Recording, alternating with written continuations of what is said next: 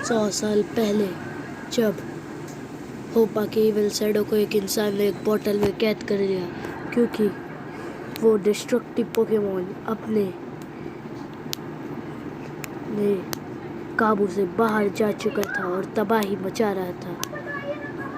अब वो उस बोतल से आज़ाद हो चुका है। अब मचेगी तबाही। कुछ सालों बाद मैं ऐश और उनके दोस्तों से मिलता हूँ, और ये सब तब शुरू हुआ था जब मुझे किरटीना ने बनाया था, और वो बुरे काम करता था और सज़ा मुझे दिलवाता था।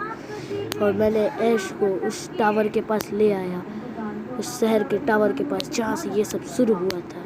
फिर मैंने अपनी कहानी उसे बताई। फिर हम एक जाबाज नौजवान की कहानी जानते हैं, जिसने मेरे इविल शैडो को उस पोर्टल में 100 साल पहले कैद किया था, जो अब बाहर आ चुका है। तभी एक इंसान ने उस बोतल को हाथ में ले लिया।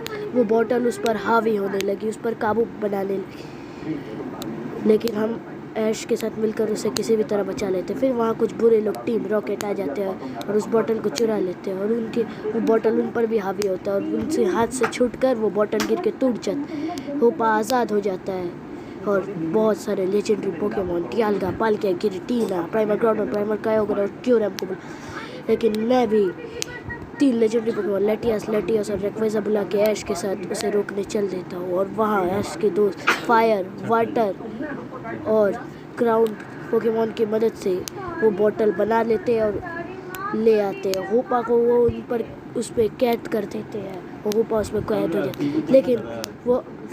लेकिन टाइम और स्पेस मिलने की वजह से शहर खत्म हो रहा था, और तभी मैंने कहा ऐश उस बोतल को खोल दो, उस बोतल को खोल दो।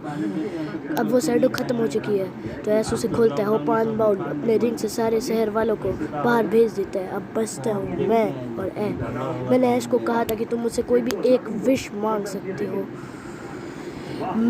और मुझे ये वरदान था कि मैं अपने ही रिंग से किसी को भी बाहर ले जा सकता हूँ, सिवाय खुद को। इसीलिए मैंने कहा ऐश जाओ।